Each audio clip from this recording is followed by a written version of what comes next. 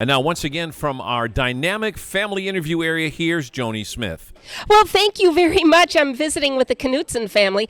Alex is here, and we have Heather. And hello, girls. Talk right into your microphone there. And I just threw it out there. I said, wow, you guys look alike, mom and daughter. Has anybody ever told you guys that before? Yeah. Well, listen, thanks for making the trip from Iowa. So, Mom, Heather, how was the drive in this morning? Uneventful, which is good. Okay, because you were avoiding some deer on the way in today? We had to slow down a couple different times. Well, I'm glad you did that. And we've been talking about that the last couple weeks, that deer are really out running now, so it's best to slow down and take your time. And thank you for rushing in. We haven't had a lot of time this morning to talk, but the minute I saw you two, I thought, here we go. The phones have been ringing like crazy, Alex, this morning. So what we're going to do is give everybody the phone number right off the bat. It's 608-784-KIDS, 5437. Heather, can you tell us the story? What's going on with Alex? How did it all begin? So Alex is my second child, and my older girl, Kaylin, who's 21, was healthy. So when Alex was born, she's now 10. First couple months were okay, and she started getting elevated fevers, and we didn't know why.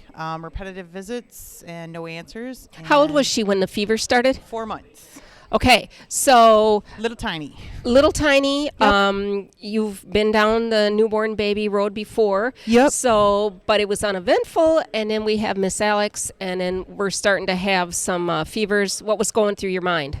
I was scared. I'm a single mom, so going through parenthood, just myself. I have a great family that supports us, but at home alone with just another little girl that was 10 at the time and a baby was scary. So the night before her first birthday, we had 106.3 fever, and she had a febrile seizure, and we went to Mayo, and our regular doctor said, okay, you need to be referred to Mayo. And over the course of about the next 14 months, we did numerous tests, procedures, hospital stays, sick. She wasn't thriving, wasn't gaining weight, wasn't growing. And we finally did it's called a periodic fever panel, and it came back with a diagnosis of familial Mediterranean fever. I've never heard that term before, and I bet it was the first time you heard it. And yep. And now listen to you say it. Familial Mediterranean fever. It's like it's something that's in your vocabulary. It has become a normal for us. So we got the diagnosis, and we, even though we are not Gunderson patients, we were lucky enough to get some grants through here, but we were lucky enough to be close enough to Mayo. Only one of 3 specialists in the U.S. was at the Rochester location, which we are an hour from. So we finally had a diagnosis. Alex is only one of 3,000 American-born children since 1986, when the first case was diagnosed here, to have what she has, the way she has. So specialty care was very complicated. We struggled with insurance almost every time we went, almost every stay. It was very, very stressful. It was very painful that our child was not getting the care she needed with insurance, which I'll hold on that thought till we come back to the Children's Miracle Network helping us. So we had a treatment. And as time came on, we have a couple other secondary conditions. Juvenile arthritis is one of them. Alex often has pain like an 80-year-old. Alex, what are you doing with your hand right now? I can hear. Yeah, I can click my fingers. I can hear by, clicking. Yeah, I don't know. Honey, are you in pain when you do that with your hands? No, Okay. Is that part of the arthritis? I don't know. Yeah. Do you feel like sometimes you're a very special little girl with some things that people don't have to really deal with? Are you able to talk to your friends about how you're feeling? Yeah, Yeah. And do they help you out a little bit? Do they understand? yeah, kind of. Are there things that you're not able to do that maybe some of your other friends can do? Go in really hot places, because then my FMF starts acting up and I get really, really hot. So you have to be very careful about your surroundings. So do you stay in air conditioning a lot in the summer? Kind of. I go to the pool a lot. You go to a pool? Well, you cool off going to the pool, don't you? Is that like one of your favorite things to do in the summer? Yeah. So when you're out in the sunshine, do those freckles on your nose just pop right out? Yeah. I think they're beautiful. I can see those freckles from here. So another fifth grader. You're our second fifth grader of the day. Can you tell us about the school you go to? It's called Southland, and it's a really good school.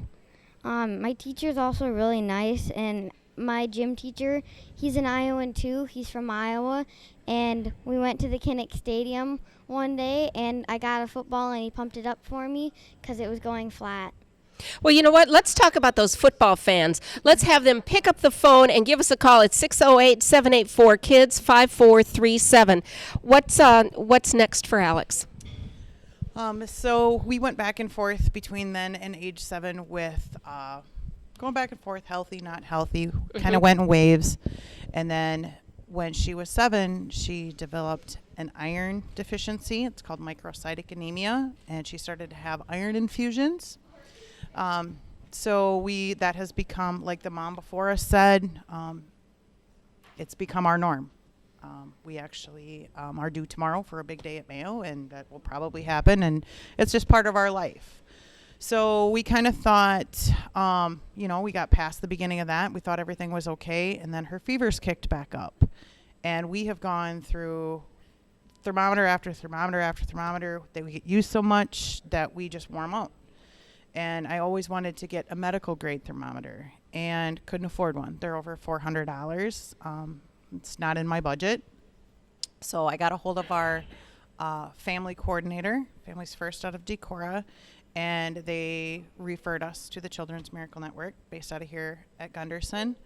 And we were given the grant for that thermometer, and we still use it about 3 times a week. And it's may seem small, but it's really a blessing to have something that accurate and that easy to use, that I can use it when she's sleeping and I don't have to wake her up. So we got past that, and then we found she started getting more sick. And we thought, okay, this isn't just everything we already know. So we went in for some tests, and again, we struggled with insurance, and we finally got to the point where we had a diagnosis of its SIBO, it's small intestinal bacteria overgrowth.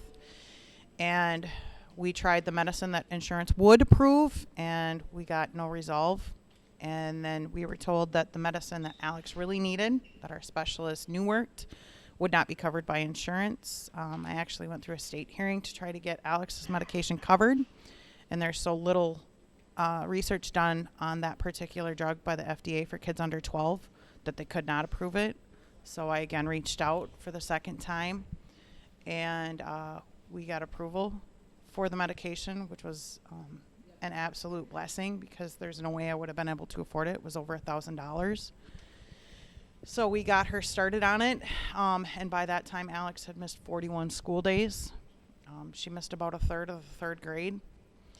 And it was the end of 3rd grade when we started on that. She started getting better, and the summer got better. And at the beginning of 4th grade, we were on track, and Alex had applied for a robotics team that year. And because of being gone the year before, she was declined. And it was pretty heartbreaking. But we continued on the medicine. We finished about Christmas break of 4th grade, and she was on the up, and everything was great. We didn't miss much school at all. And then she went through the application for robotics again. And as a 5th grader, I got to be in robotics. All right. Excellent. Persistence pays off. As we've been talking, Heather, I've been watching the expression on your face. I'm trying not to cry. And I can see that. And you know what? These feelings are so raw, and they're right here because every day has got to be a challenge. When you go to bed at night and you shut your eyes, I mean, are you really sleeping, or are you waiting to wonder what's going to happen next? How do you deal with that? You don't really get to sleep because I'm Martian. We have a cat who wakes me up. You have a cat that wakes you up. See, we have this little thing that goes on between John Stevenson, he's right back there, and me, because he is a dog lover and I'm a cat lover. And as we were reading your bio, I said, white boy, age 9, and I was trying to figure out, that would be your cat, is that right? Okay. Big fat diabetic cat. A big fat diabetic cat. Okay, and then how about your other kitty? His name is Martian. He had to have surgery because he had kidney stone problems. Of course. And he's really naughty. He tries, if you have a cup of water or something, he'll stick his paw in there and cup his paw and tip it over. And he did that with my milk the other night, and he plops his butt in your face when you try and sleep, so you never really get to sleep. That's because he loves you. He wants to make sure you know who he is, I think is what they're doing. Our phone number here is 608-784-KIDS, 5437. With everything that happens and, you're scared and sadness, then something like this, when your kiddies are doing something wild and wacky like that, a sense of humor is probably something that you draw upon. We try to do our best to keep it light around our house, but there are times that is very weighing, which is, with the Children's Miracle Network, the relief from the struggle with insurance, which I can guarantee you every family that has some kind of specialty like this, no matter what it is, there's it's a hurdle jumping contest is what I always refer to it as. And it's almost like a part-time job, isn't it? Just it is, trying it is. to the amount wade of time and through effort it. that go into the phone calls and the paperwork and writing letters and having doctors write letters and everything. It's sadly it's gotten to be a skill that I have kind of professed, and I'm sure other moms and dads, aunts, uncles, and everybody that's involved with a child that has something like this is so. Even though we are not Gunderson patients, being blessed with still being living in the area they serve and having the Children's Miracle Network to reach out to, I don't know how we would have got through the rest of third grade and got her better and got her to where she is today. Isn't it amazing? Did it amaze you when all of a sudden you're on their radar? It did. And when Rena emailed me she is over there. About 3 weeks ago, I opened the email while I work at the school that Alex goes to. I actually had to leave class because I started crying because child advocacy, not just being a specialty mom, but being an educator myself, is something that I am all over a lot. And to anybody that's listening that feels like they're at a point where there isn't an option or they can't afford a treatment, reach out. It's okay to ask for help, and it's a blessing, and it's very hard to do, and it's kind of a pride swallow, but it's all for the little girls with freckle faces. It really is, and we love your freckles. We just love them. So what's happening? We just started the school year, starting fifth grade. What's going on? Super healthy. We go every 3 months for all of our runs with our specialty doctors, and we'll go tomorrow. Alex is healthy. We have not had a reoccurrence because of the medicine that we were able to get. It is likely it will never reoccur. So, are you guys hearing this good news over here? We got a healthy little girl sitting here. And Mom just said that some of these things probably will not reoccur. You have made it through years and years and years of struggle. So look at that bright light shining from you today. Congratulations on feeling better. That feels good, doesn't it? Yeah. Okay. Still need to be really careful. Do you feel like you still need a little plastic bubble around her? I do. Yeah. I do. Yeah. We actually, the other day, the kids, it's getting colder. The kids were all wearing their coats. Alex with her FMF should not wear a coat because the warmer she gets, the more her temperature will escalate. But it's something, I encourage her to be an advocacy in her own health, which I also encourage other parents who have specialty kids to do.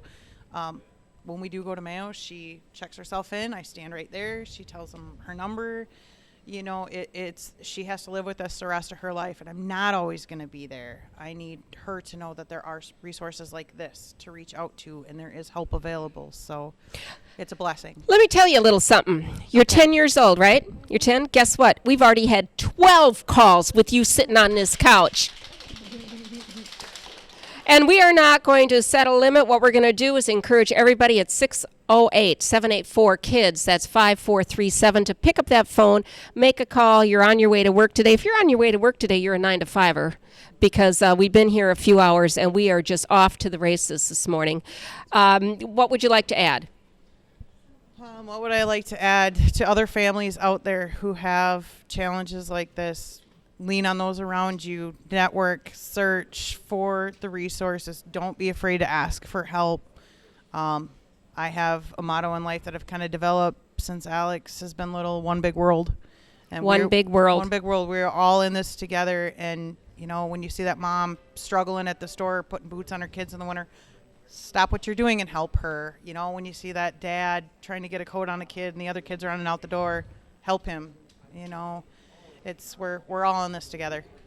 We are all in this together.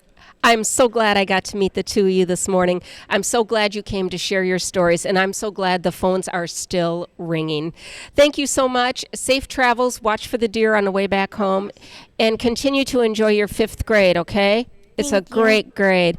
You're listening to the Children's Miracle Network Radiothon. Put your money where the miracles are, a service of the La Crosse Media Group.